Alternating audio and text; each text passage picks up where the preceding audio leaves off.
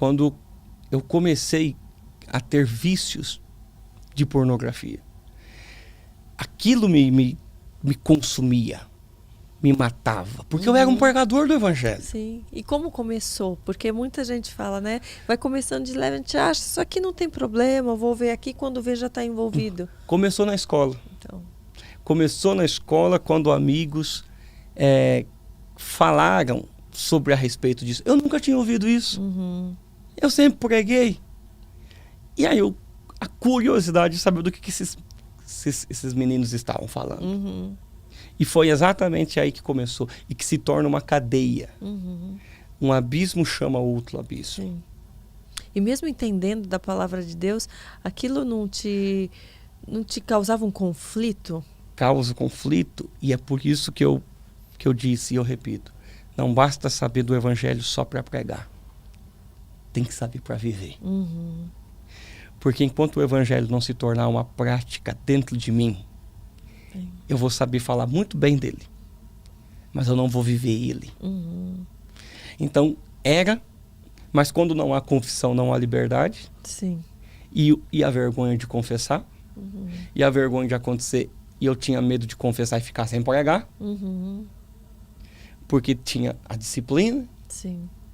E eu fui para confessar, olha isso, eu fui confessar depois de... Assim que eu casei, quando já estava me libertando, que eu fui confessar para minha esposa, porque era a pessoa que eu via, falei assim, ela pode me ajudar.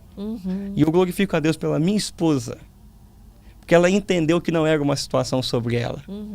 Era uma situação que ela seria para mim o que foi a esposa de Naamã. Ela viu a minha lepra e ela me levou até o profeta.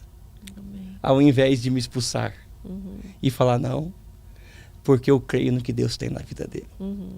Então, é esse o poder de Cristo que eu acredito. Esse poder libertador do Senhor Jesus. E esse processo como foi? Foi fácil? Não, porque é abstinente, né? É dolorido. Você tem que aprender que você vai passo por passo, não por não, dia por dia. E se houver a recaída, maturidade para não se culpar e começar tudo de novo. Sim. Não tem problema, vamos continuar. E é um processo que vai libertando. Até você ver, gente, não tenho mais. Não. Isso não significa que você pode relaxar em qualquer situação. Porque é o temor do Senhor. Sim. E o temor do Senhor é aprender esse respeito. Sim. Mas é como se aquilo tivesse saído. Sim. E acontece todo esse processo. Sim. E você entende, por exemplo, a importância e o perigo das influências do mundo com relação a isso também? Com certeza. Porque muitos cristãos ainda não percebem esse perigo. Falam, nós podemos estar em qualquer lugar, fazer o que a gente vai querer fazer, nós não somos influenciáveis, podemos estar em todos os tipos de ambiente que, nossa, a minha fé está firme no Senhor, mas é muito nesse momento, às vezes, dessa brecha de achar que a gente está tão firme que não possa ser contaminado pelo mundo, que quando a gente vê, a gente já virou escravo, né, do pecado. Exatamente assim. Eu acredito que a gente precisa sempre investigar a maturidade do nosso coração, para que a gente não dê espaço para situações que vão desarmar gatilhos. Por exemplo, numa situação como essa, filmes, ainda que sejam cenas pequenas, que podem desarmar gatilhos. Tem que ter uma certa maturidade. De não se expor a situações que naquele momento é melhor eu me abster dela.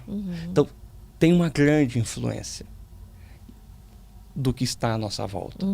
Então, eu preciso entender que... E existem situações que não é sobre ser pecado ou não ser pecado, mas é sobre a minha maturidade, porque ainda que aquilo, em algum momento, pareça ser inofensivo, pode desarmar algo mal resolvido dentro de mim. Então, o que há no mundo, disse o apóstolo João? O desejo da carne, o desejo dos olhos, a soberba da vida. Só existem essas três coisas. Qualquer coisa que exista no mundo vai operar no desejo da carne, desejo dos olhos e soberba da vida. Se eu não estiver resolvido, por exemplo, Karina, o que havia no jardim do Éden de errado? Nada, a não ser uma única ordem: não faça isso. E a Eva fez por quê? Porque a gente pensa que o mundo, Karina, é o que está do lado de fora.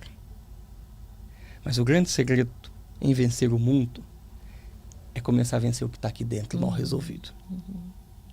Se eu decidir viver por fé, não por vista, não haverá desejo dos olhos. Se eu desejar viver pelo Espírito, não pela carne, não haverá desejo da carne. Se eu desejar viver com humildade, não haverá soberba da vida. Começa dentro de mim. Por isso que Jesus disse que do seu interior fluirão rios de água viva, porque é de dentro para fora. Então essas influências, elas têm poder se eu não resolver as coisas aqui dentro de mim. E a questão do processo de santificação mesmo. De santificação. Que hoje em dia, para muitos, né, falar sobre santificação virou um tabu. Mas agora quer ser perfeito, quer ser santo. Isso não pode nos envergonhar. Eu falo que tá virando há um preconceito com relação a isso, com a santidade, muito mais do que com o pecado. Né? É o culto à liberdade que vai contra, muitas vezes, ao que a palavra nos diz. Exatamente. Assim, esse processo de santificação, de santidade, eu entendo que a igreja, né, viveu um período muito rígido, que qualquer coisa era pecado. Sim. Eu compreendo. E eu compreendo que foi exatamente todo esse processo rígido que desencadeou nesse repulso por santidade. Sim. Porque colocavam Foram os extremismos, exatamente, assim, né? que colocou a santidade apenas como um sentido externo. E não como algo da minha maturidade da fé e do meu interior. Não colocou o processo de santificação desde o perdão até o bom senso em se vestir. Então havia pessoas que se vestiam religiosamente, mas o coração tão terrível. Então perdeu-se que o processo da santificação é exatamente isso. É acontecer mudando a minha postura, amando o próximo. Aquilo que Paulo diz: não fará algo por escandalizar o próximo. É esse o processo de santificação.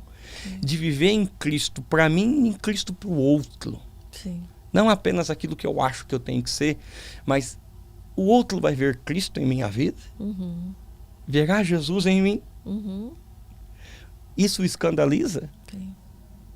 Então é esse o processo da santidade e da santificação. Sim.